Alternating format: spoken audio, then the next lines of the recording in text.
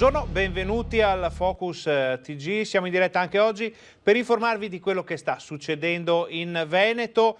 Notizia di servizio molto importante, alle 12:30 avremo in diretta qui sul canale 18, naturalmente anche in streaming sulla pagina Facebook e sul nuovo sito reteveneta.it, la conferenza stampa del Presidente della Regione Luca Zaia sulle novità legate all'emergenza coronavirus. Quindi fra mezz'ora siamo con Luca Zaia, in questo momento invece siamo con Roberto Campagnolo, consigliere comunale a Bassano, ospite in studio per commentare i fatti del giorno. Buongiorno. E andiamo immediatamente da Gabriella Basso, della redazione di Vicenza, che è in prefettura perché ci sono novità anche nel capoluogo berico. Sì, buongiorno a te Ferdinando, buongiorno al tuo ospite e ai telespettatori di Rete Veneta.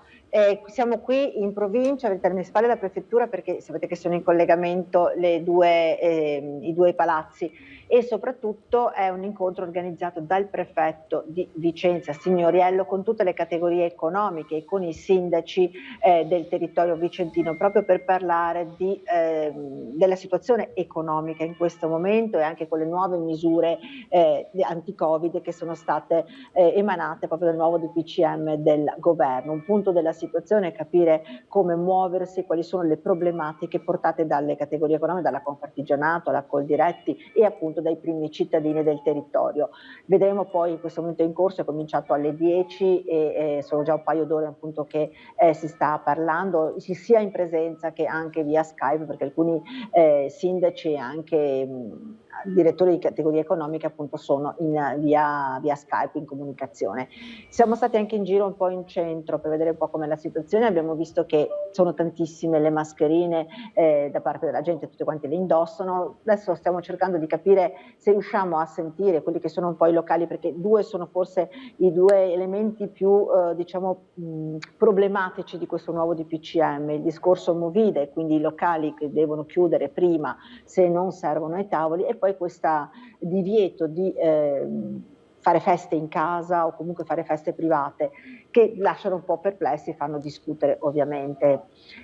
Dal punto di vista invece della cronaca possiamo dire che ci sono due fatti particolari da raccontare. Intanto ancora la Guardia di Finanza che ha scoperto un altro evasore totale, una ditta di Arzignano che lavorava sulle pelli, tinteggiature delle pelli, che ha evaso completamente le tasse per 4 anni di fila, dal 2015 se non erro al 2019, e ovviamente c'è stata la denuncia per evasione e la richiesta di sequestro preventivo.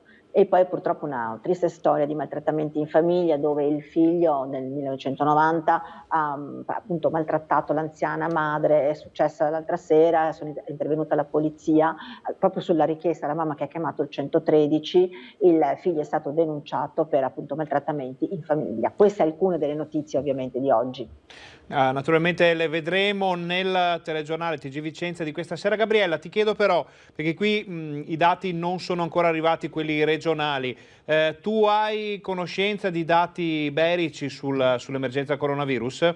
Beh, eravamo rimasti che erano in 3, arrivati già l'altra sera scusate, in terapia intensiva, continuano a salire anche se, come dicevamo, già non c'è una situazione di emergenza. Il pronto soccorso, la pneumologia piuttosto che la terapia intensiva, le malattie infettive sono ovviamente in preallerta, è un codice giallo quello del San Bortolo, perché sapete è una crescita costante, ci spiegava il direttore delle malattie infettive Vinicio Manfrin, e ogni giorno ci sono nuovi casi che si aggiungono, come una goccia, uno stillicidio possiamo definirlo, ma che portano comunque a un crescendo dei casi anche nel Vicentino. La zona più colpita ancora per il momento rimane l'Ovest Vicentino, certo, piuttosto che la città o proprio le zone limitrofe alla città. Benissimo, allora anche di questo parleremo nel TG Vicenza questa sera. Grazie Gabriella Basso, ti lasciamo andare. Grazie a voi, perché sappiamo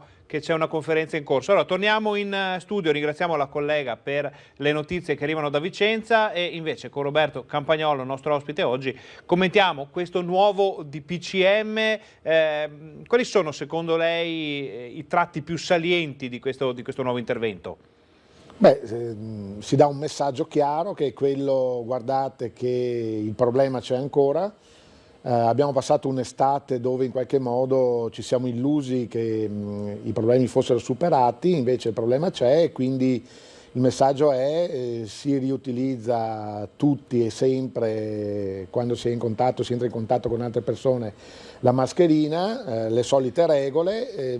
Diciamo che la parte forse più pesante è quella che interviene sulle attività di ristorazione e sui bar, perché riducono gli orari e gli assembramenti davanti ai locali stessi, che sono stati un po' quello che abbiamo visto anche durante l'estate. Quindi io credo che non sia facile, poi ho visto anche in rete il dibattito, insomma c'è una reazione anche scomposta rispetto a nuove regole di questo tipo, però d'altra parte io credo che alcune cose le abbiamo imparate, non dobbiamo fare sicuramente gli stessi errori, dobbiamo cercare di prendere tempo perché ci si sta avvicinando a quello che potrebbe essere il vaccino e alla cura, però serve tempo. E abbiamo visto, ormai credo sia chiaro a tutti, che l'unica soluzione è quella del distanziamento della mascherina oggi. Quindi non abbiamo alternativa a questo, dobbiamo soffrire ancora sperando che si possa in un tempo più breve possibile risolvere questo problema. Allora, abbiamo visto che a Bassano le cose, c'è stato un periodo in cui non andavano benissimo perché si erano creati assembramenti, la movida era un po' sregolata, poi sembra essere cambiato con il passare dei giorni questo atteggiamento, soprattutto dei giovani nei confronti di queste nuove regole. Negli ultimi giorni lei ha avuto modo di vedere il centro storico a Bassano, o comunque i luoghi in cui possono crearsi assembramenti a Bassano, come hanno reagito di fronte a questa recrudescenza del coronavirus? Ma io vedo delle cose ancora contraddittorie, però voglio dire, le vedo come qualsiasi cittadino. Nel senso che poi mediamente i cittadini assumono l'impegno di comportarsi in modo corretto, quindi cercano di mantenere il distanziamento, usano la mascherina, si lavano le mani, insomma sono attenti, soprattutto magari le fasce più deboli, gli anziani, ma anche tutto sommato i giovani quando possono lo fanno. Ci sono però delle situazioni legate, non so, faccio l'esempio del trasporto scolastico, dove oggettivamente non riescono a mantenere questo tipo di comportamento perché i bus sono sovraffollati, la cosa è stata segnalata, si poteva intervenire a tempo debito, invece ci troviamo con il problema e non l'abbiamo risolto, non l'abbiamo affrontato prima. C'è tutto il tema della vaccinazione influenzale contro l'influenza, che avevano detto che doveva essere una risposta che aiutava poi ad avere messaggi più chiari, però mancherebbero i vaccini o chi chiede di essere vaccinato, anche se è una categoria a rischio, ha tempi molto lunghi. Insomma, sono delle cose che potevamo fare meglio e non sono state fatte così molto bene, quindi io non mi sentirei di dare una colpa sempre ai cittadini. In questo caso anche le istituzioni mancano qualche volta nel prevenire cose che conoscevano. Posto che lei si è presentato qui, consigliere, con la mascherina e quindi siamo già pronti alle novità del DPCM che, ricordiamo, entreranno in vigore domani 14 ottobre. Una domanda un po' personale: lei ha paura in questo momento di andare in giro per Bassano, ma potrebbe essere una qualsiasi altra città del Veneto? No, io non ho paura, nel senso che quando vado in giro, quando sono andato in giro anche quest'estate, ho sempre cercato di mantenere il distanziamento e quando non era possibile usavo la mascherina in maniera abbastanza naturale, ma vedevo che poi questo era un comportamento abbastanza diffuso, quindi non era una preoccupazione che avevo solo io. Chiaro che siamo di fronte a una malattia, a un virus che non c'è ancora del tutto noto per come si comporta.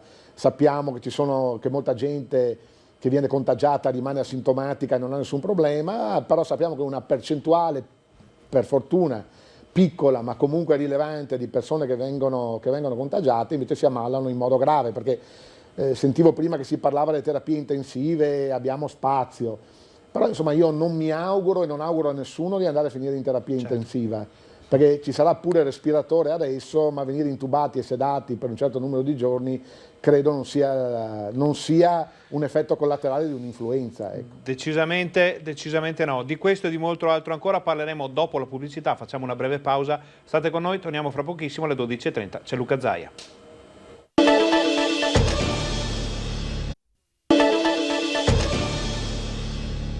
Buongiorno, bentornati al nostro Focus TG, siamo in diretta anche oggi per informarvi di quello che sta succedendo in Veneto. Ospite in studio Roberto Campagnolo, alle 12.30 c'è Luca Zaia con le novità sul coronavirus, ma noi andiamo invece da Valentina Visentin per le novità dalla provincia di Padova. Buongiorno Valentina con Francesco Ratai, cosa sta succedendo in provincia di Padova?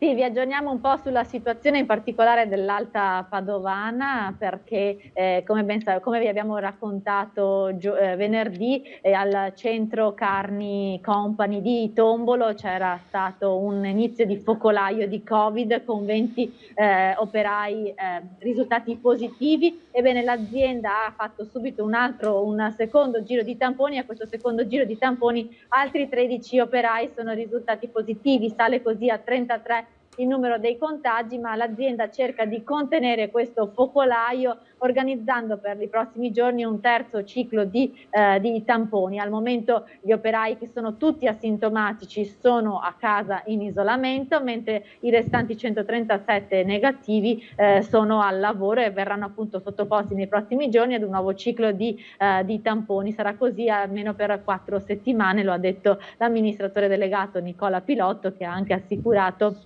che c'è stata, oltre all'ordinaria sanificazione e igienizzazione dei reparti, un'ulteriore sanificazione per quanto riguarda tutti gli uffici e anche gli spogliatoi dell'azienda, che appunto sta cercando di contenere questo focolaio che è stato scoperto casualmente perché un dipendente doveva sottoporsi ad un intervento chirurgico ed è stato fatto il tampone di routine prima che si fa a chi deve sottoporsi a un intervento chirurgico ed è stata scoperta la sua positività. Per quanto riguarda invece la situazione scuole, diamo un dato che è complessivo della provincia di Padova. Ci sono attualmente un'ottantina di studenti risultati positivi e 10 insegnanti positivi. La situazione, quella dove si registra il numero più alto di positivi, è ovviamente la scuola Einstein di Piove di Sacco, che è costantemente monitorata e sono stati completati tutti i tamponi alle 21 classi che erano appunto state coinvolte nello screening.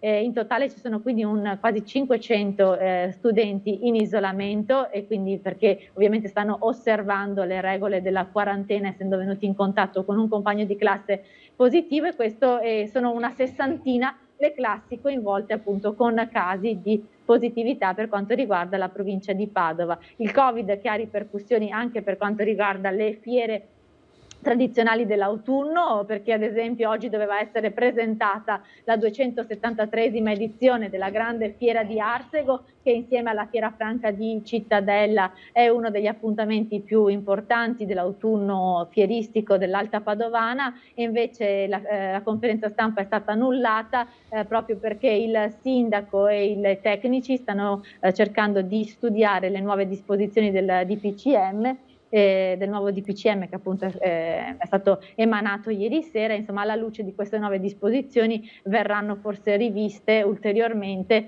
le modalità di attuazione di questa fiera centenaria. Molto bene Valentina, ci sono notizie di cronaca da Padova e provincia in questo momento? Al momento non abbiamo notizie di cronaca, noi siamo qui a San Giorgio delle Pertiche, cercheremo poi di capire se ci sono notizie di cronaca proprio che riguardano tutta la provincia, non solo l'Alta Padovana. Molto bene, allora se ci saranno novità noi le daremo in diretta. Grazie Valentina Visentin, grazie a Francesco Ratai anche per la notizia della fiera di Arsego, vedremo poi cosa succederà. Torniamo in studio, prima di andare in pubblicità una domanda a Roberto Campagnolo, il nostro ospite. Abbiamo sentito che le difficoltà maggiori in questo momento sono nei luoghi di lavoro e nelle scuole. Difficoltà che ci sono perché non è stato organizzato, programmato a dovere questo rientro in questo momento difficile, o è semplicemente una situazione contingente che non si può superare?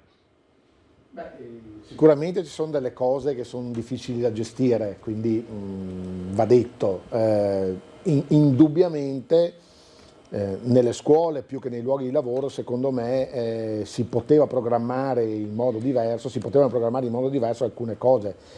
Cioè, è inutile costringere, non dico inutile, voglio dire, è contraddittorio costringere i ragazzi a seguire le lezioni da casa, andare a scuola a metà della classe, a tenerli distanziati e poi li fai salire in autobus dove ad esempio sono ammassati uno sull'altro con sistemi di aerazione bloccati, senza controllo sulle mascherine, insomma ecco, vai a vanificare un lavoro che hai fatto sulla struttura e non hai pensato invece di gestirlo sul sistema di trasporto, che per carità la cosa è sicuramente complessa, ma c'era tutto il tempo per tentare di limitare questo problema. Benissimo, allora sono le 12:20, abbiamo ancora qualche minuto prima dell'arrivo della conferenza stampa di Luca Zaia in diretta, quindi facciamo una breve pausa pubblicitaria. State con noi, torniamo fra pochissimo con altri argomenti con il consigliere Roberto Campagnolo.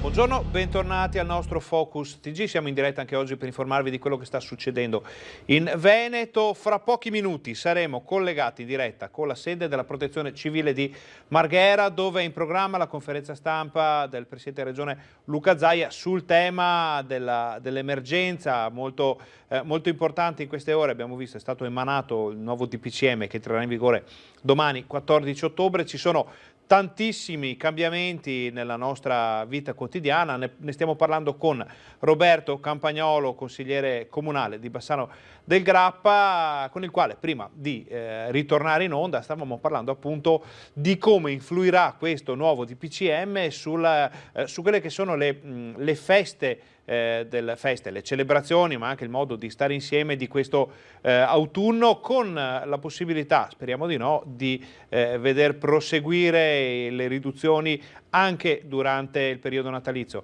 Abbiamo perso Ferragosto, 25 aprile, 1 maggio, abbiamo perso molte occasioni di convivialità, di stare insieme durante la fase critica del lockdown. Cosa rischiamo di perdere adesso, consigliere?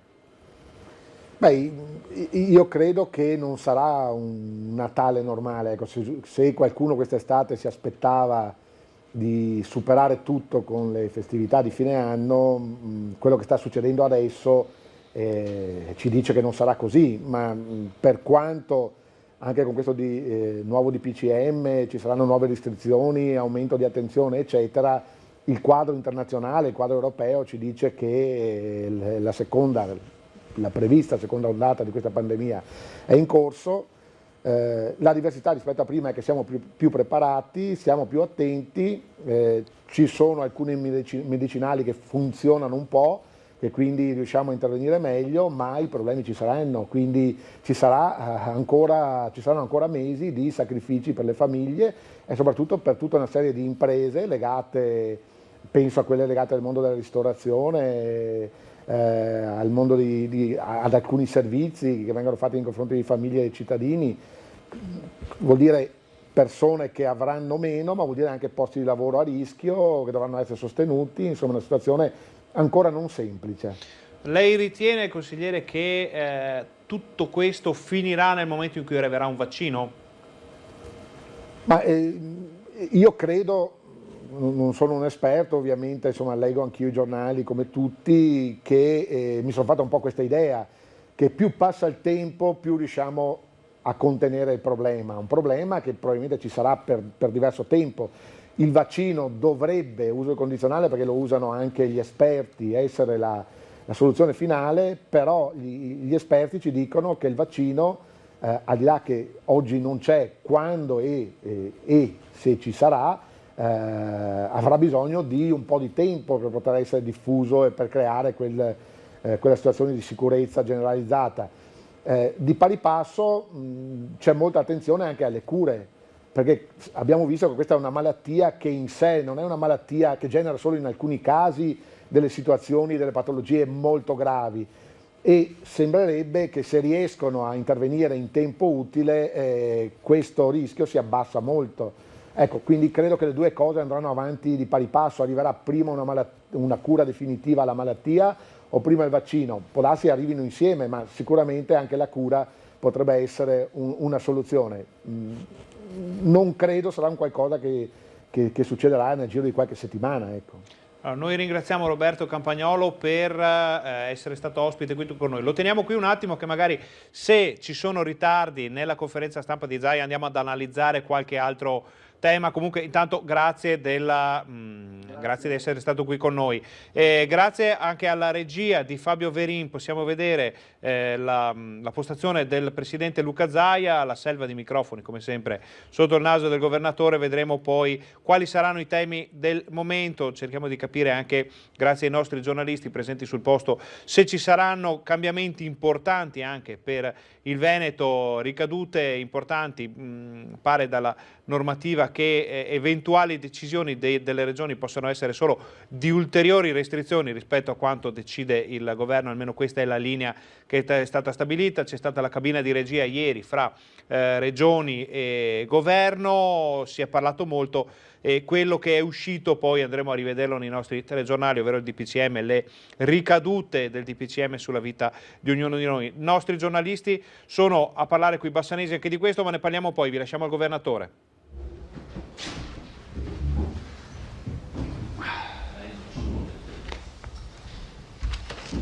Filippo, grazie, buongiorno a tutti. Allora, darei subito inizio a presentare il bollettino così diamo un aggiornamento. I tamponi sono, ad oggi, da quel 21 febbraio, 2.081.749. Sono i tamponi fatti ad oggi in Veneto, ai quali si aggiungono 1.470.000 test rapidi. Vi ricordo che per noi test rapidi significa anche tampone rapido. I positivi ad oggi sono 32.316. Nelle ultime 24 ore sono sostanzialmente, dai calcoli che abbiamo, 485 in più. I positivi di oggi sono 6.655. In isolamento abbiamo 11.683 persone, abbiamo 664 in più.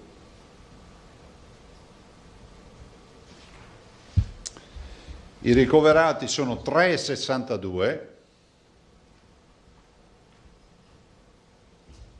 che sono 23 in più. In terapia intensiva rispetto all'ultimo bollettino sono costanti 41.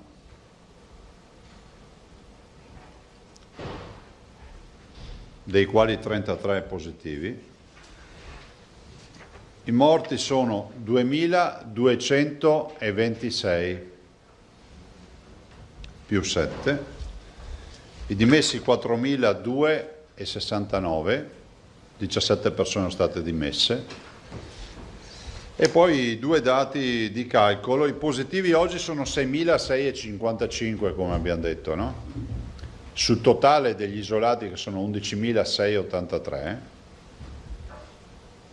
ci dicono che il 56, quasi il 57% degli isolati sono positivi. Però l'altro dato interessante ci dice che avendo solo 224 sintomatici su 6.655 positivi, vuol dire che ancora ad oggi il 3,37% ha sintomi dei positivi, cioè tradotta in soldoni vuol dire che il 97% dei positivi, il 97% dei positivi non ha sintomi. Come lo leggiamo questo bollettino? Sicuramente di un virus che c'è. Negare l'evidenza sarebbe essere dei lazzaroni, dei poco di buono, delle persone scorrette nei confronti dei veneti. Se un veneto esce di casa e pensa di fare il percorso netto senza mascherina e andando a far bisboccia, spritz, feste e altro, rischia di farsi male. Se poi mi venite a dire ma 97 volte su 100 che c'è un contagio, questo contagio non dà malattia, vi dico che è altrettanto vero. Però è che uno non può giocare con la roulette russa e dire 97 volte su 100 non parte il proiettile, ma 3 volte su 100 parte il proiettile e quando parte fa danni. Prova ne sia che noi abbiamo 41 persone in terapia intensiva. Non voglio dire che sono 41 irresponsabili, dico che il virus purtroppo 41 persone le ha mandate in terapia intensiva. Chi sono queste persone? Sono dei pazienti che per solo un terzo sono entrati direttamente alla terapia intensiva, anche meno di un terzo. Si calcola verosimilmente, fate un terzo, sono entrati in ospedale e finiti direttamente in terapia intensiva. Gli altri 2 terzi sono pazienti passati prima per le infettive, per le pneumologie, per le subintensive, che hanno avuto bisogno di cure più intensive. Resta quindi il tema che, avendo 362 persone ricoverate, è inevitabile che tra le 362 persone ricoverate, io mi auguro sempre di no, ma ci sia qualcuno che magari avrà un downgrade, no? Andrà un po' giù di posizione e finirà in terapia intensiva. Dall'altro è anche vero che ne dimettiamo, voi avete un conto, diciamo, avete il numero pulito, ma che è dato da un bilancio tra chi entra e chi esce, c'è un movimento nelle terapie intensive. A volte si caricano i pazienti anche per poche ore, per pochi giorni, semplicemente per stabilizzarli o per avere cure più intensive, altre volte ci restano di più. Vi ricordo sempre che la permanenza nelle terapie intensive media in Veneto è calata rispetto a marzo, si resta al massimo un paio di settimane, quando prima ci restava veramente molto di più. Anche l'ospedalizzazione è calata. Noi vediamo che abbiamo pazienti che riusciamo in questa fase a dimettere in tempi più celeri rispetto a prima. Sono migliorate le cure, abbiamo contezza di protocolli che sono più efficienti, utilizziamo farmaci efficienti, protocolli di cura efficienti, il plasma iperimmune, insomma tutto quello che voi conoscete. Il virus c'è.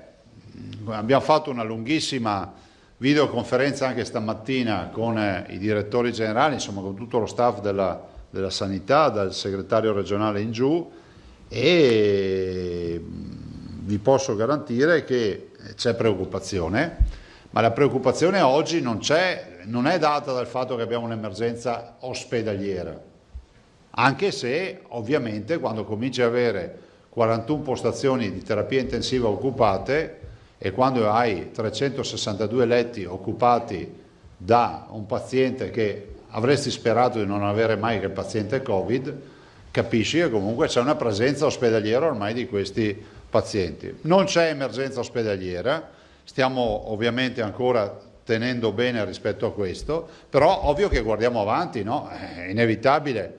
Se mi ritrovo che c'è una curva di crescita, per quanto gestibile e per quanto abbiamo lucidità di poterla gestire in questa fase, è altrettanto vero che noi siamo veneti e guardiamo sempre con l'ottica della programmazione. Allora, nel giro di pochi giorni avremo concluso il nuovo piano di sanità pubblica.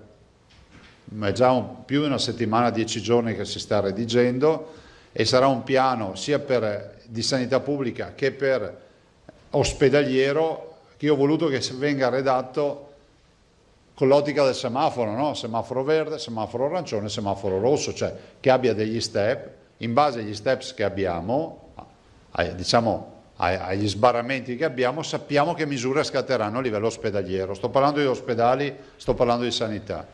In egual misura in questo piano ho chiesto che si incentivi ancora di più un piano scientifico capillare della fase di testing. La fase di test è una fase fondamentale, che è il primo servizio che diamo al cittadino, sul quale noi abbiamo già investito molto. È una fase anche in evoluzione, perché voi vedete, siamo partiti da un tampone molecolare che è comunque, come si può dire, una vecchia modalità sempre attuale di test per i virus e non solo, e quindi il tampone molecolare era il PCR, e avete visto che evoluzione, voi l'avete vissuta con me, no? Questa evoluzione. Siamo passati dal tampone molecolare e oggi stiamo già parlando di sistemi di autodiagnosi, parliamo di tamponi rapidi, parliamo di tamponi salivari, parliamo di baby tampone, parliamo di tampone salivare molecolare, insomma c'è stata un'evoluzione. Quindi tarare un piano che sia anche molto ricettivo rispetto alle novità. Voi dite, ma cosa vuol dire sta roba? Vuol dire che se tu fai un piano ingessato sul tampone molecolare, finisce che se ti arriva il tampone rapido, sto parlando di una cosa che è accaduta, le modalità cambiano, perché non hai più bisogno di un laboratorio, perché l'analisi la fai in strada o la fai in loco dove fai il tampone, perché la durata per avere l'esito è di massimo 7-8 minuti, perché dopo quei 7-8 minuti che hai il paziente lì in attesa, gli dai anche in mano un pezzo di carta con un esito. Quindi capite che l'organizzazione della macchina cambia. Invece prima facevo il tampone, me lo portavo in laboratorio, prima, anche adesso si fa così, solo che adesso si usa anche tanto rapido. Grazie al Veneto, ve lo ricordo, in Italia si usa il tampone rapido, l'abbiamo chiesto, io a firma mia ho fatto la domanda di poter validare questa procedura. Abbiamo mandato 11.000 casi per dare la validazione, ed è ovviamente, se tu fai solo il molecolare, hai un back office molto più importante, perché laboratorio, analisi, stili la diagnosi, poi la devi inviare a casa o la mandi online al paziente. Ovvio che poi c'è l'ultima frontiera, che è quella del test in autosomministrazione, fai da te per capirci, che io non lo considero, come si può dire, fuori dagli schemi, perché in tutte le patologie, quando c'è stata grande massa critica, grande casistica, si è arrivati naturalmente al test. Cioè, immaginate che se un diabetico dovesse andare ogni volta a farsi prelievo del sangue e andare in ospedale a fare la glicemia. Una volta era così, Adesso, cioè, ormai da decenni ci sono i test per la glicemia, e così vale per il test della gravidanza o ad altri test che voi conoscete come me. Allora, anche lì ovviamente stiamo preparando una piattaforma che, qualora diventasse operativo l'autodiagnosi, la piattaforma dia modo al cittadino di partecipare a questo gioco di squadra e di utilizzare il test che solo noi forniremo, eventualmente, se riusciamo ad arrivare alla fine di questo percorso, e registrarsi in base al test che utilizzerà. Quindi non è che ci sarà, diamo i test alle sagre se qualcuno se lo vuol fare, sempre con la registrazione per avere sotto controllo il piano di sanità pubblica, perché se c'è un positivo io devo sapere dov'è. Però al di là di questo, avete visto che il governo ha mandato avanti un provvedimento importante che cambia un po' il corso della storia, è una novità, no? Cioè, noi eravamo abituati a questo, però adesso ci sono ulteriori novità. A me piace ricordare che sul fronte sanitario, questo sì lo voglio sottolineare, è stata raccolta la nostra istanza, la mia istanza, voi sapete che è stata la mia istanza, quella di dire i test che arrivano da paesi, come si può dire, che possiamo considerare seri per le loro istituzioni che fanno certificazioni. Pensate, gli americani hanno la Food and Drug Administration, la FDA, no? È giusto che se ti arriva il test dall'America non riparte la procedura da zero per la certificazione in Italia, perché il Covid ci ha insegnato una cosa: i tempi sono preziosi per salvare la vita delle persone. È come se gli americani ci mandassero l'Airbus e qualcuno dicesse, boh, iniziamo a smontarlo, chiamiamo i nostri ingegneri e cerchiamo di capire che cos'è sta roba, se vola o non vola. Cioè, no. Allora sembra che il ministro abbia recepito questa istanza e che quindi questi test, da quello che è dato a sapere, ormai la conferenza delle regioni stanotte si è tenuta una riunione fino a tardi, fino a mezzanotte, ne abbiamo anche parlato, si va in questa direzione, il che vuol dire che avremmo possibilità di fare ancora più veloce rispetto a test innovativi. Peraltro gli americani hanno già un test in autosomministrazione, sul fai da te, ma è bloccato.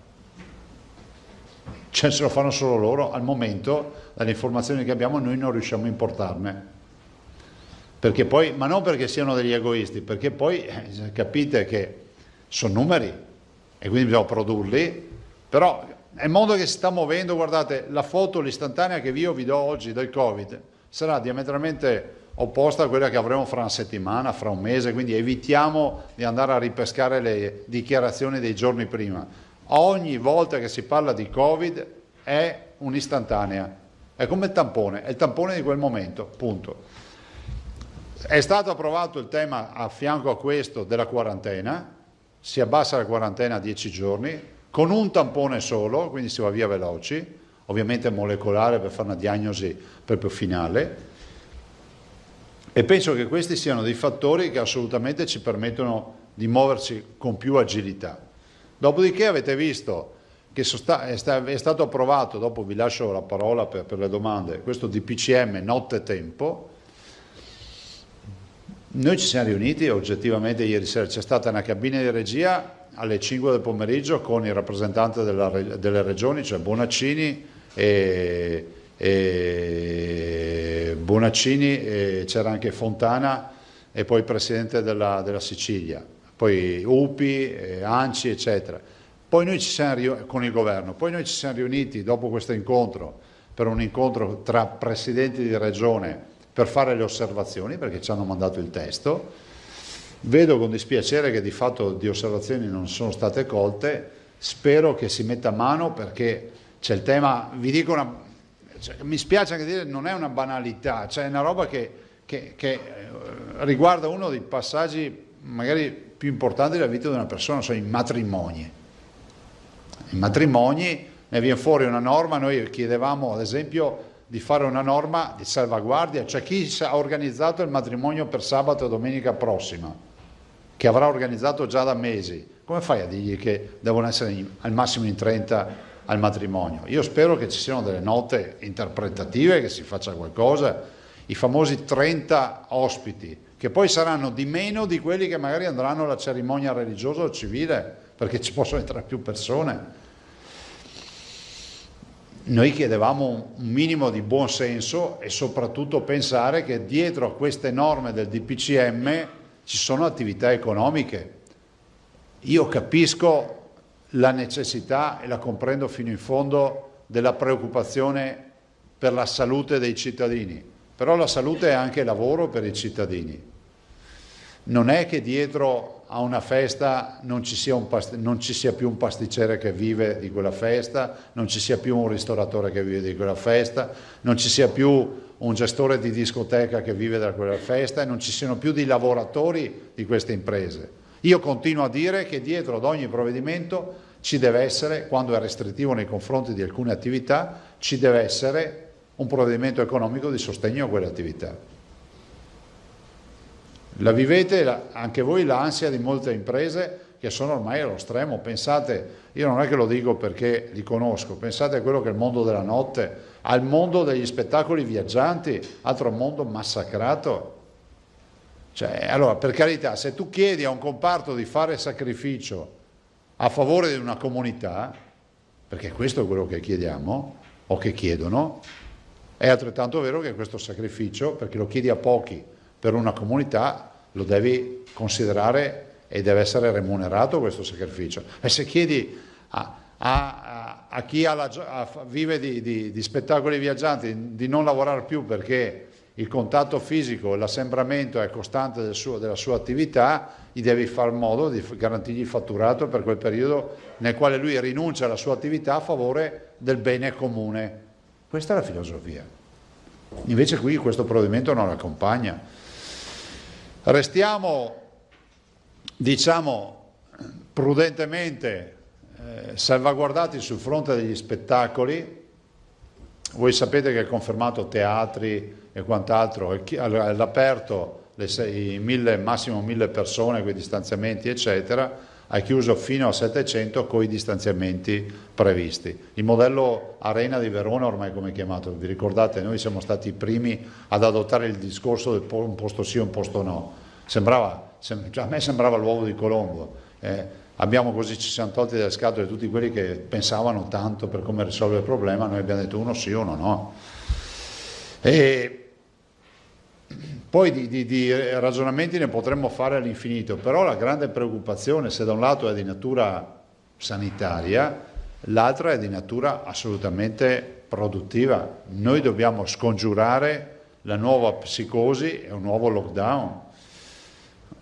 Qualcuno dice che è sbagliato l'atteggiamento che teniamo. Io non ho atteggiamenti diciamo negazionisti e neanche catastrofisti, guardo in faccia la realtà. Il Covid mi ha insegnato che ogni giorno ha la sua pena. L'avete visto? 41 in terapia intensiva sono 10 in più, un terzo in più. Non è emergenza sanitaria, ma se questo diventa un trend diventerà emergenza sanitaria, se questo diventa un trend. Questo è quello che vi voglio dire. Ad oggi il dato positivo, perché posso dire, la bottiglia è sempre metà piena e sempre dopo la pioggia arriva il sereno. Allora, il dato positivo è rappresentato dal fatto che il 97, ve lo risottolineo, per cento dei positivi ad oggi non ha sintomi. Guardate che è una roba che se qualcuno riuscisse a spiegarcela, vediamo tanti scienziati che parlano in TV, vanno in giro, circolano un sacco di belle robe. Qualcuno ci vuole spiegare perché il 97% dei positivi non ha sintomi? Non è un lavoro mio questo, no? E poi vedo, ve l'ho detto il dottor Rigoli, non più tardi di 3, 4, 5 mesi fa, forse anche 5 mesi fa, forse aprile, fine aprile, la carica virale. Vi ricordate quando Rigoli faceva l'esempio dell'auto, che tu cerchi l'auto con la calamita, a un certo punto senti al buio che la calamita tira qualcosa ed è un cerchione, un pezzo di parafango, non è più l'auto. Ormai c'è letteratura che parla chiaramente del fatto che nella ricerca del virus bisogna tener conto che a volte si prendono pezzi di virus che non è più virus attivo. Anche questo è un tema che deve essere chiarito, perché nella diagnostica è fondamentale sapere questo aspetto. Tant'è vero che il governo, indirettamente, il Ministro della Salute, dove lo va a compensare? Dice, il positivo che non si negativizza, voi leggete la norma, cosa dice? Dopo 21 giorni va fuori, fine. Non è che dice continua a star dentro finché non si negativizza, perché lì può essere proprio che c'è il tema della carica virale o dei pezzi di RNA del virus, ma questo è un fatto da scienziati, da tecnici, magari un giorno inviterò il dottor Rigoli che fra l'altro ha anche delle novità e vi parlerà ancora di questo tema. Io vi passerei la parola se avete domande su questi temi, insomma. Quindi, scusate, posso fare sintesi? Emergenza sanitaria in ospedale al momento non ce n'è. Si comincia a sentire un po' di pressione perché abbiamo 362 ricoverati, 41 posti di terapia intensiva.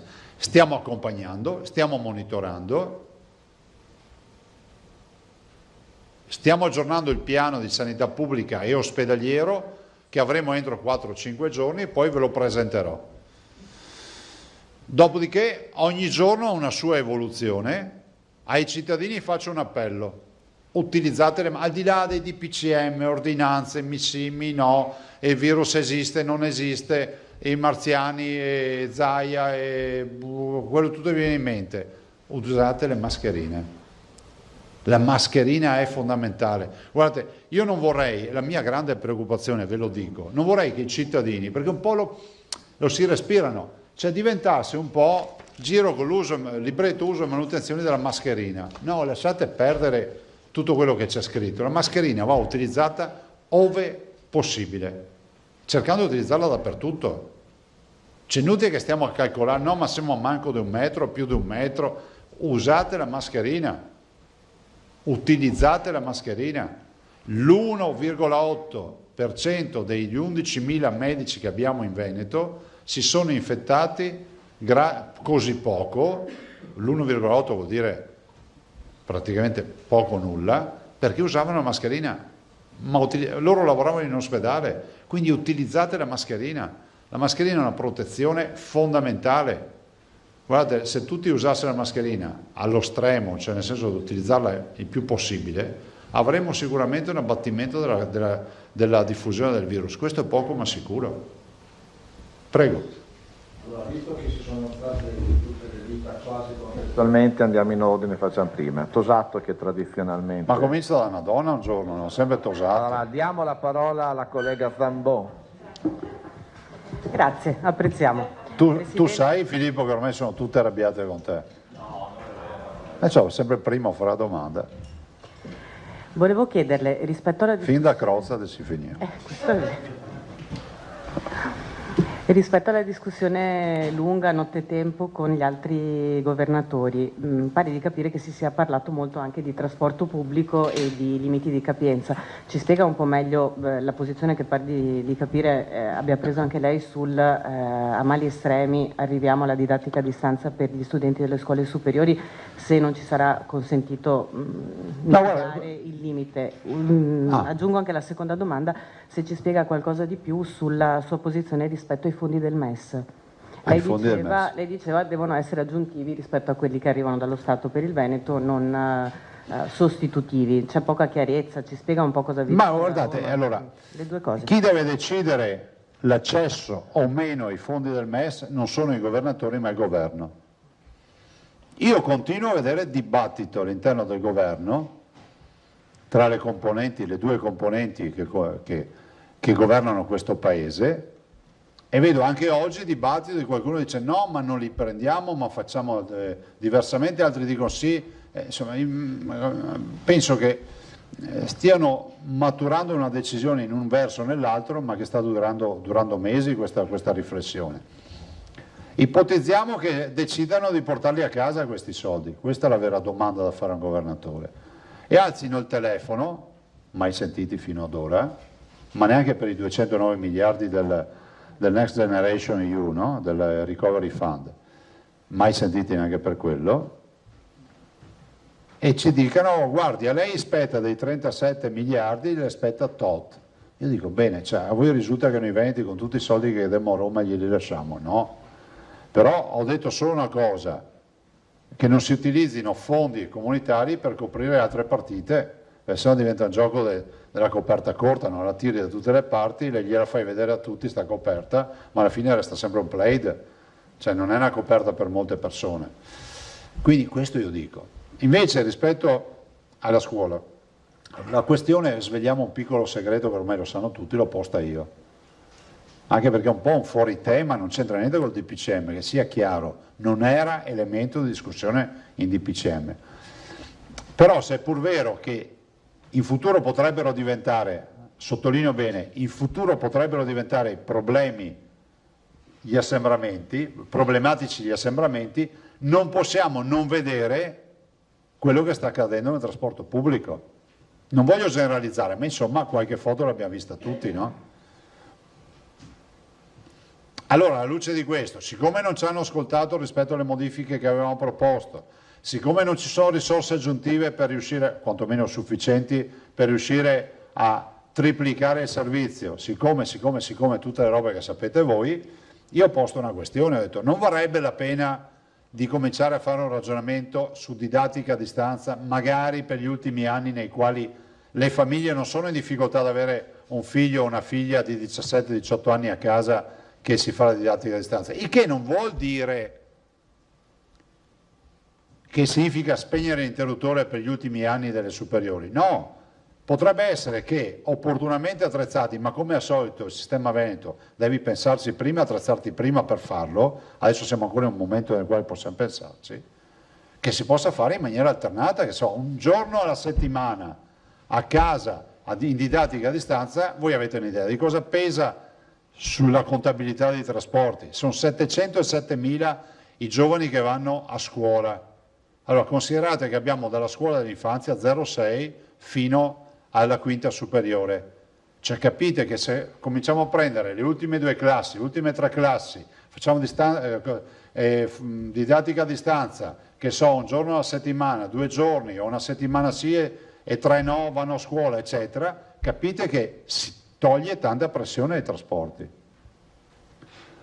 Allora, inutile che diciamo che tutto il servizio pubblico può andare in smart working e poi far finta di non vedere che questi ragazzi debbono avere mezzi di trasporto che non sono oggettivamente poco affollati. Questo ho detto, non è un'imposizione, ma è solo un elemento di discussione. Non mi sembra che sia una posizione arrogante, non mi sembra che sia irrispettosa nei confronti di qualcuno, è semplicemente un contributo vogliamo ragionarci. Leggo che il ministro Azzolina dice non se ne parla, ok, segnatevi la data e tutto, vedremo, se le cose dovessero peggiorare magari poi ci ritroviamo le scuole chiuse, cosa volete che vi dica? Cioè, io ho semplicemente portato questo contributo che non considero da fuori di testa, insomma ne abbiamo viste di peggio. Penso che una modulazione, soprattutto senza mettere in difficoltà le famiglie, potrebbe coinvolgere diciamo, gli ultimi anni, che sono assolutamente rappresentati da ragazzi che sono autonomi nella loro vita, insomma 16, 17, 18 anni, non venitemi a dire che se c'è la mattina a settimana che uno si fa didattica a distanza, se la fa stando a casa, salta il mondo. Qualcuno ha detto non ci sono più relazioni sociali. Io non ho detto questo, io tifo perché si vada a scuola, però dico cercate, eccolo qui il senso del discorso, cercate di pensarci, cercate di capire che prima di andare a chiudere tutto forse non valga la pena di essere pronti magari a alternare casa-scuola per alcune fasce d'età, per alcuni giorni, senza togliere a chiunque la possibilità di andare a scuola. Quindi a scuola si continua ad andare. Se volete un po' un metodo ottimizzatore, non una visione ottimizzatrice del processo, no? Cioè tu vai, quando trovi una roba incasinata, dici io farei così, in modo tale che il processo funzioni meglio. Allora, ricominciamo il giro. Tosato, poi si prepara Malavasi. Buongiorno Presidente. Ciao. Pare di capire che sul fronte del piano della sanità pubblica si vada ad una riattivazione dei Covid Center, magari una riattivazione precauzionale.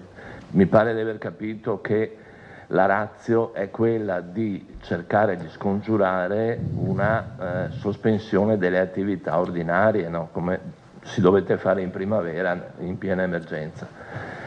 Ci sarà un problema di personale medico, infermieristico e tecnico, perché nonostante le assunzioni straordinarie leggo che i concorsi si fanno, i soldi ci sono, le autorizzazioni ci sono, ma l'offerta scarseggia. L'offerta scarseggia perché oggi c'è più, diciamo, offerta sul mercato, o meglio l'offerta c'è, la domanda scarseggia perché c'è molta offerta rispetto alle persone che sono assumibili, no? Dall'altro, essendo in questo contesto, è inevitabile che i lavoratori siano nella condizione di scegliere dove andare a lavorare. Cioè, mi spiego, all'interno del Veneto uno può decidere di passare dalla casa di riposo al pubblico ed è esattamente un fenomeno al quale stiamo assistendo e siamo molto preoccupati, perché se io bandisco un concorso per infermieri è inevitabile che un infermiere che magari è dipendente precario o di una cooperativa in una casa di riposo faccia il concorso perché sa che a tavolino viene assunto nel pubblico. Quindi c'è anche un fenomeno di migrazione che veramente rischia di mettersi in difficoltà. Quindi considerate le case di riposo, le RSA e le IPA non sono poche, sono 300 in Veneto, hanno 30.000 ospiti e altrettanti lavoratori. Quindi in generale il problema lo sentiamo, vi confermo che se dovesse esserci la posizione di estrema difficoltà, noi comunque dobbiamo ricorrere ai Covid Hospital, ne avevamo 10. Vi confermo che stiamo lavorando per cercare di intaccare al minimo finché possibile l'attività ospedaliera ordinaria, ma a tutt'oggi insomma, non c'è questa attività in corso, insomma, a tutt'oggi gli ospedali erogano sanità diciamo tradizionale. Ovvio che poi abbiamo il nostro nucleo di 362 pazienti che sono Covid. Anche qui qualcuno dice vabbè, ma però alla fine questi sono pazienti che arrivano con un virus, hanno difficoltà respiratorie, qualche altra, ve la banalizzo, no? Sì, c'è un piccolo problema, che questi pazienti abbiamo visto la curva, ormai la conosciamo quella curva, no? Abbiamo visto la curva che poi purtroppo ti garantisce una proporzione tra il ricoverato in area non critica e la terapia intensiva. Perché ci manda in crisi il Covid? Perché quando inizia a menare duro ci riempie le malattie infettive, ci riempie tutto quello che sono le subintensive e le terapie intensive. Il che vuol dire che aree nevralgiche dell'ospedale vanno a paralizzarsi su questa patologia. Cioè vi ricordo che noi abbiamo dovuto chiudere le sale operatorie per garantire la terapia intensiva ai malati Covid. Cioè questo è il senso, oltre a quello di salvare la vita alle persone. Se questa fosse una patologia che non avesse ad esempio necessità di cure ospedaliere intensive come quelle che stiamo praticando, è inevitabile che avremmo un tutt'altro approccio. Ma quando io penso che ho dovuto chiudere le sale operatorie per mettere letti di terapia intensiva anche in sala operatoria, vi dà una dimensione di quante persone non hanno più potuto sottoporsi a un'operazione chirurgica. Questa è la vera sfida nel Covid. Uno dice, ma è come l'influenza, ci si ammala, c'è chi muore. Vabbè, questa è tutta una teoria, tutta da dimostrare. Però la verità è che qui le terapie intensive vanno sotto stress. E le proiezioni sono sempre proiezioni, quando le curve si alzano, importanti. E mai pregare sempre di non raggiungere mai l'apice di queste proiezioni, perché sennò finisce che non riesci più a garantire la terapia. Cioè noi oltre 1 migliaio di terapie intensive non riusciamo ad andare, per capirci. Malavas. In linea ordinaria con i nostri ospedali. 3 domande veloci. Una è un dettaglio numerico per capirci, allora si parlava del 3% di sintomatici sul totale dei positivi, però non capisco, allora i 224 su 6.500 sono circa il 3%, se ci aggiungo i ricoverati che sono sintomatici evidentemente andiamo già sul 7-8%. Se guardo la tabella mandata prima per esempio dei soggetti in isolamento domiciliare e leggo con sintomi sono 1.529 dall'ultimo contatto, non mi tornano più conti, sono di più allora? No, allora guarda, il tema è che noi diamo i sintomatici sugli isolati, dopodiché abbiamo i ricoverati che non sono più vanno dentro sull'ospedaliera, quindi abbiamo pazienti che sono lì da parecchio tempo, abbiamo pazienti caricati, cioè non puoi fare la somma delle due cose, perché alcuni sono già compresi su quelli, altri no. Quindi per noi il dato che vi ho dato io del 3,37% di sintomatici sugli isolati, che non sono ovviamente sono asintomatici a diversi livelli, no? da quelli che hanno bisogno di cura ad altri che hanno solo raffreddore o quant'altro. Ok. Seconda cosa, il tampone rapido, il tampone baby insomma, quando arriverà, perché mi pare che fosse stato detto questo, quando arriverà dai medici di base, dai pediatri, in modo che lo si possa fare direttamente lì, e quello salivare che stiamo attendendo, quando arriverà? Allora guarda, il salivare c'è il molecolare salivare esiste già, che avrebbe un vantaggio rispetto al molecolare nasofaringeo, che non ti infili più lo stecco nel naso in faringe, ma è un molecolare salivare, quindi raccoglie la saliva. La raccogli in una provetta, quindi ci sputi dentro sostanzialmente.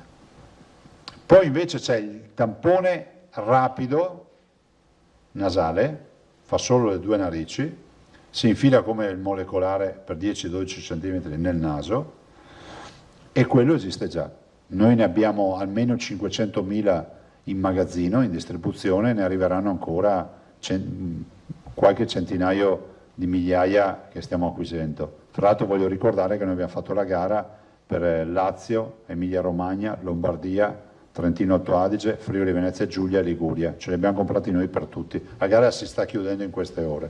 Dai medici di base quando arriverà? Dai medici di base, poi finisco, c'è il tampone baby, che è un tampone che noi abbiamo fatto vedere qui, che non va più dentro in fondo al naso, ma va nelle narici, è molto veloce, però prevede l'utilizzo di una macchinetta, costa €1.000.000, ne abbiamo acquistate 258 di queste macchinette, è più un uso ospedaliero o di screening, ad esempio quando andiamo nelle scuole facciamo quello. Ai medici di base abbiamo dato la facoltà di farlo in maniera volontaria per i propri pazienti, gli consegniamo gratuitamente i tamponi rapidi, cioè vuol dire stecco, reazione, 7 minuti ho l'esito.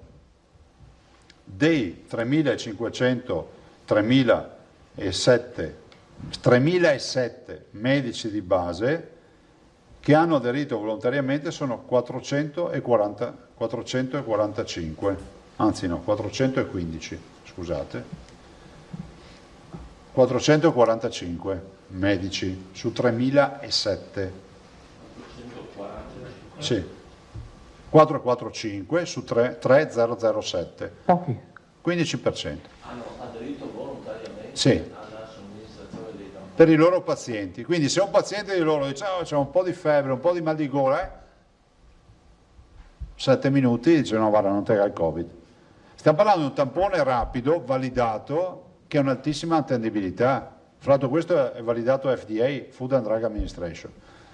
E io faccio appello ai medici che vogliono, lo sanno, e noi diamo i tamponi rapidi gratuitamente, chiediamo solo che sia registrato il nome e cognome di chi ha avuto la somministrazione del test per avere un minimo di inventario di quello che sta accadendo nel territorio. Portarlo al 100% dei medici di base è fattibile in qualche modo? Ma vi dico solo una cosa, che se arrivassimo, parlo di una cosa estrema, no? Però non è un'utopia. Se tutti i medici di base avessero il tampone rapido e facessero l'erogazione del servizio ai solo loro pazienti che stanno male, noi potremmo chiudere, cioè noi non facciamo più test, perché vuol dire che la rete dei medici si valuta, però non è così, è accaduto purtroppo così anche con i test ai insegnanti, ve lo ricordate, no? Il Ministero ha fatto l'accordo con le associazioni dei medici, poi i medici, alcuni hanno deciso di farlo, altri no, però noi almeno un 60% dei test dei 95.000 insegnanti li abbiamo fatti come sanità pubblica, non tramite le medicine di base. Io non colpevolizzo nessuno, però siamo gli unici che hanno messo a disposizione i tamponi rapidi per primi. Ad oggi 445 hanno chiesto, li ha proprio chiesti dicendo sì, portateceli. Ci sono molti medici giovani che ce li hanno chiesti. Io faccio appello ancora ai medici, noi siamo a disposizione, non faccio polemica, siamo a disposizione. Perché... Terza domanda, chiudo sui vaccini, il vaccino antinfluenzale. Pare che pediatri e centri vaccinali, a proposito della vaccinazione dei bambini, non siano a conoscenza ancora di quando sarà il calendario loro destinato. Non ti so dire nulla, bisogna parlare con la dottoressa Russo che segue questo. Ok, allora la seconda parte della domanda sul vaccino.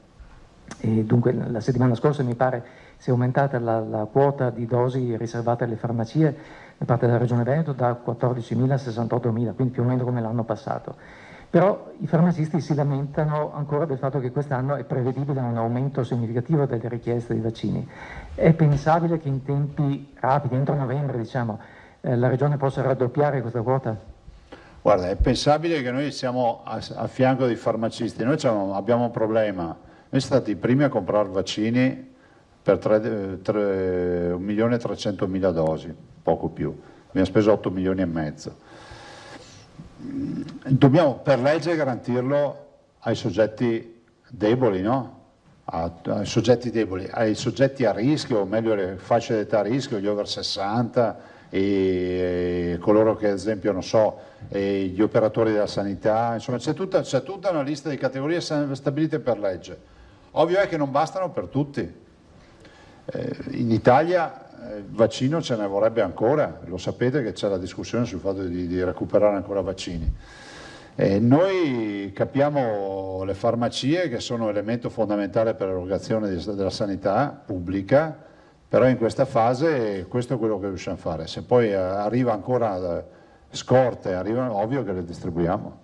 Però non è un atto figuratevi, cioè io sarei felice che i farmacisti fossero pieni di vaccini e quindi danno modo anche di vaccinarsi ai cittadini che magari non sono nelle fasce, diciamo, identificate, le fasce di età o sociali identificate dalla legge. Però questo è il limite che abbiamo. Mi pare che non possano eseguire i vaccini. No, però possono vendere i vaccini. Giacomuzzo.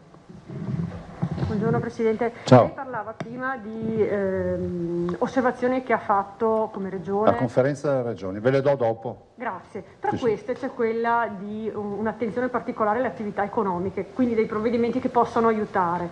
Che feedback ha ricevuto dal governo a questa richiesta? Al momento nessuno. Zero? No, nel DPCM non c'è scritto nulla. Sì, ma pensavo fuori, off the record, che ci fosse qualche... Io sono entrato in modalità Covid, no? Polemiche non ne faccio. Dico che è fondamentale pensare che se chiediamo sacrificio a un comparto produttivo a favore del bene comune è giusto che questo comparto sia aiutato. Non voglio fare sempre il solito esempio, abbiamo l'esempio delle discoteche e degli spettacoli viaggianti, che sono quelli che sono stati più massacrati, no, dopo non parlo dei comparti turistici, di quello che è successo nel turismo, che avete dato voi la notizia, no? 6 turisti su 10 non si sono presentati all'appello quest'anno, vuol dire avere bilanci col 70% in meno. Questi sono comparti, insomma, che hanno assolutamente pagato un duro scotto. E sul test di fai da te c'è molta attesa. Quali sono gli step che state facendo, a parte allora la piattaforma che si sta realizzando dal punto di vista informatico, ma poi ci sono autorizzazioni e altre cose da fare? Ah beh certo, noi guardate, il test in autosomministrazione è una realtà in alcune comunità internazionali. Io ho fatto l'esempio, no? Se cercassimo il cancro al colon, in un'operazione di screening non è che possiamo fare le colonscopie a tutti i cittadini, ma facciamo la ricerca del sangue occulto, se ci pensate. Allora, il test di screening che cerca l'antigene è uno screening sociale. Dopodiché quelli che hanno la positività li andrei a verificare, perché sono i falsi positivi, ci può essere qualcosa che dà indicazioni sbagliate. Però se noi non arriviamo a questi livelli, continuiamo a ragionare con l'ottica di dire invece di fare l'esame del sangue a tutti facciamo l'attacco direttamente, cioè, se noi facciamo così non ne veniamo più fuori, l'abbiamo visto, cioè la capacità di fare tamponi quella è, cioè, guardate anche stamattina vedevo i dati, noi sul fronte del test rapido oggi siamo in grado di fare 10.000 tamponi al giorno, cioè, organizzati come siamo, e siamo molto organizzati, noi non andiamo sulla stampa nazionale per le code, per i casini, c'è qualche coda, ma insomma comprensibile, incentiveremo ancora di più. Poi il fattore limitante del personale è tanto, pensate che noi calcoliamo 4 minuti per fare un test rapido, ma si dice inserisci reazione, però bisogna non distrarsi, non avere il cittadino che magari si agita e non si fa fare il tampone al naso, bisogna avere che quello che riesce a capire che deve fermarsi al punto giusto al drive-in, che non passa via, dopo gli devi dire dai via, torna indietro, tutti torna. Io ho visto queste scene, però in teoria se tutti fossero perfetti, formati e tutto, 4 minuti, una catena di montaggio diventa, no? Però non è così. Gli operatori hanno anche poi le variabili umane che è giusto che ci siano, punto. Quindi anche lì abbiamo un fattore limitato. Guarda, il fattore umano, cioè non è una macchina quella che fa il tampone, cioè, quindi il fattore umano pesa tantissimo. La collega del Nuovo Ferraglio. Sì, buongiorno. Presidente. Io volevo tornare un attimo, lei ha prima parlato dell'aumento delle terapie intensive, anche se il numero di per sé sembra a noi contenuto, e poi volevo appunto che spiegasse il perché invece non è così da quello che ha detto lei. E poi questi 33 positivi su 41, cioè com'è che arrivano ad essere lo stesso in terapia intensiva ma negativi? Ecco, questo volevo chiedere. Allora, intanto perché nel processo di ricovero ci sono dei pazienti che mantengono la patologia, cioè che so, uno che fa una polmonite, ha comunque la sua polmonite da curare e magari nel frattempo il virus poi se ne va, si negativizza, ma gli resta la polmonite, quindi gli resta l'infezione batterica e tutto quello che è, virale, insomma tutto quello che è. E quindi i negativizzati sono ex positivi che sono ancora in ospedale perché hanno patologia poi da curare. Dall'altro noi guardiamo con attenzione i dati perché se da 30 passiamo a 41 è più 30%, vi ricordo, no? Sono 10 in più, su 30 è il 30% a spanne. Quindi se il 30% diventa una costante di crescita, capite che è esponenziale.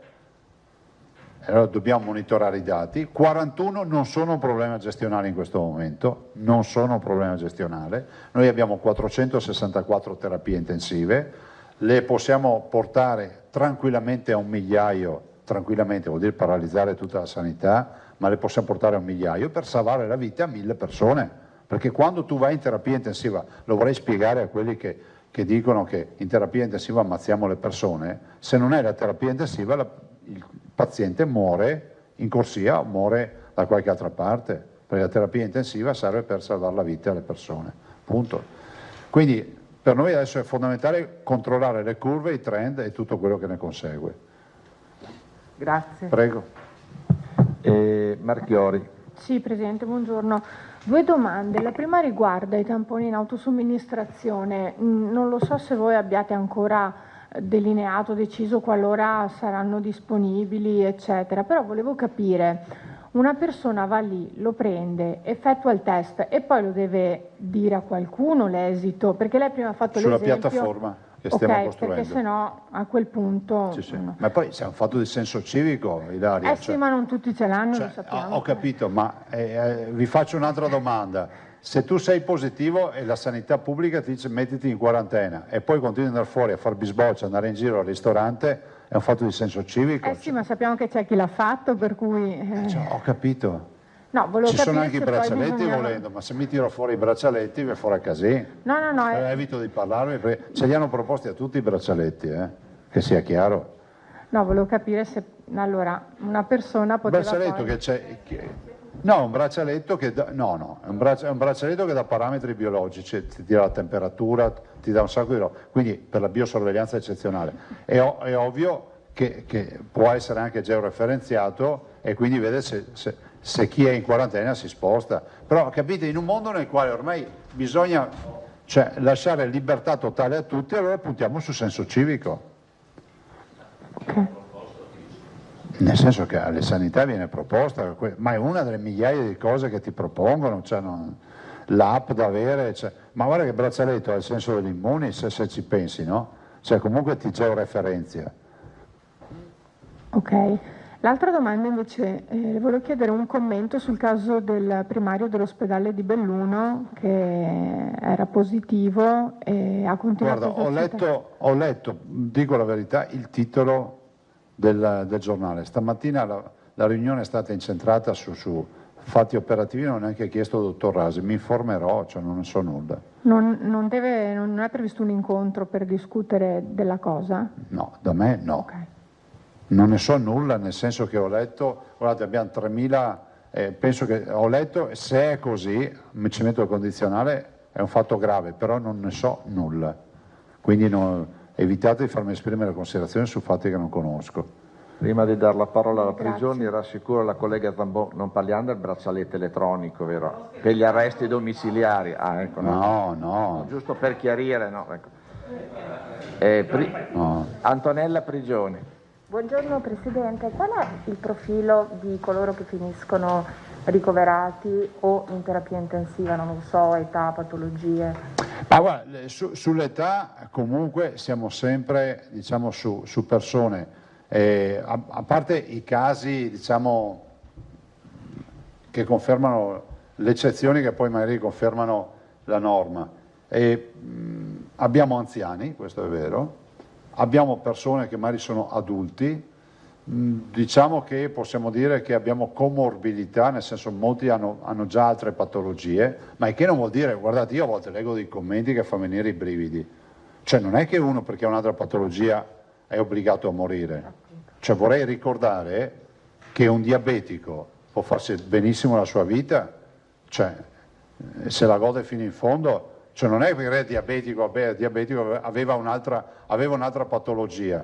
Non vorrei che qualcuno pensasse, poi c'è anche l'infartuato che arriva in terapia intensiva e poi si scopre che ha anche Covid, ma quella è un'altra storia. Ma ci sono a volte comorbidità, patologie che non sono assolutamente invalidanti o mortali, che però sommate a tutta questa catena del contagio possono diventare esplosive, no? Nel senso che, pensate, un'insufficienza renale oggi si gestisce, o una cardiopatia oggi si gestisce, i cittadini hanno aspettative di vita e qualità della vita, ma se ci sommi Covid e il resto, capite che poi diventa problematico.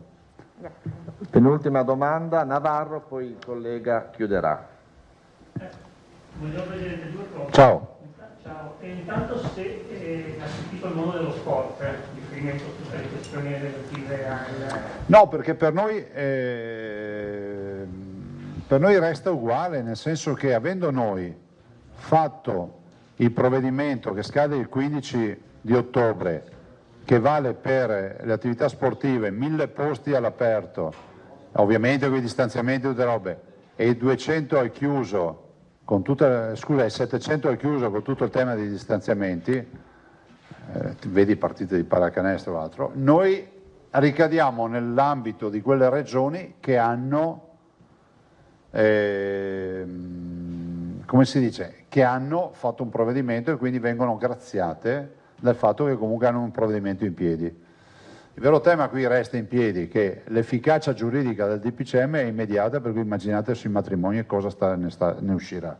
Dall'altro mi sono dimenticato di dirvi una cosa, che è un tema che ho posto io, che non è stato accolto e secondo me deve essere accolto, uso un verbo coniugato nella maniera giusta, deve essere accolto, è che nessuno ha pensato una cosa. Voi sapete che si dice che le regioni sono autorizzate a fare provvedimenti restrittivi ma non, diciamo, più lassisti. Però io pongo una questione, siccome noi non abbiamo tutti gli uffici studi, cioè non è che un giorno arriva Pierino da Roma e dice ah ma 3 mesi fa potevano fare l'area rossa di qua, fare un provvedimento restrittivo di là, e quindi io credo che sia onesto nella leale collaborazione tra le istituzioni che il governo si impegni a indicare qualora avesse notizia di necessità di attuare un provvedimento restrittivo. Non sempre abbiamo tutti gli strumenti. Magari il Comitato Tecnico Scientifico Nazionale ha degli elementi di valutazione che noi non abbiamo. Quindi non è venir meno al nostro ruolo, ma è coinvolgere il governo in una faccenda che rischia di essere molto scivolosa. Siccome li abbiamo visti poi anche i dibattiti nazionali a posteriori su ste robe, penso che sia fondamentale questo. Posso l'ultima cosa? Prego. Covid, è vero, ma che ne pensa della delazione da coronavirus? La scusa? Delazione da coronavirus.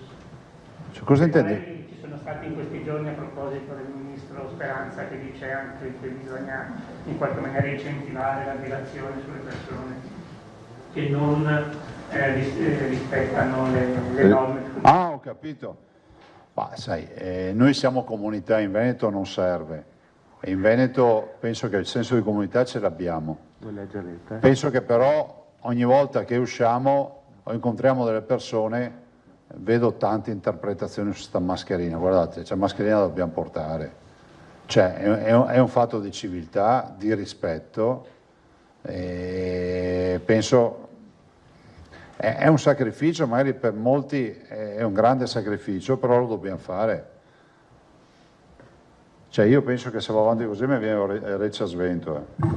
Ecco, vorrei capire, il collega del TG5... di fare 3 domande per conto del TG5. Prego, siamo qua. Ok, Presidente, il nuovo DPCM va incontro alle esigenze, alle vostre esigenze, o sono necessari altri provvedimenti e quali? Sono necessari altri provvedimenti. Le regioni tutte assieme hanno presentato un documento questa notte correttivo, ma in maniera assolutamente collaborativa, non polemico, e penso che sia doveroso che venga accolto questo documento. Quindi il DPCM lo considero ancora a metà del guado rispetto a quello che va fatto. Ecco, la seconda, sono 4. È pronto ove è necessario per imporre maggiori restrizioni? Per il bene dei cittadini sì, ma al momento non ce n'è bisogno. In vista di un aumento dei nuovi contagi, è possibile superare le divergenze regioni-governo? Scusa, in vista? Dei nuovi contagi, è possibile superare le divergenze regioni-governo? Ma non ci sono divergenze, considerate che la differenza tra noi e Roma è una sola, che noi abbiamo i pazienti sull'uscio di casa e negli uffici a Roma no, nel senso che il nostro interlocutore è il paziente. Quindi io direi che se ci mettiamo assieme, lavoriamo fianco a fianco, istituzioni regionali con quelle governative, riusciamo a fare un grande lavoro. Questo tratta il MES. Sembra più vicino un accordo sull'utilizzo del MES? Anche lei si mostra possibilista, seppur con alcuni paletti? Ma sul fatto che sembri vicino a me non sembra, nel senso che tutti i giorni si legge tutto e il contrario di tutto. È una decisione che spetta alle forze di governo, non a noi governatori.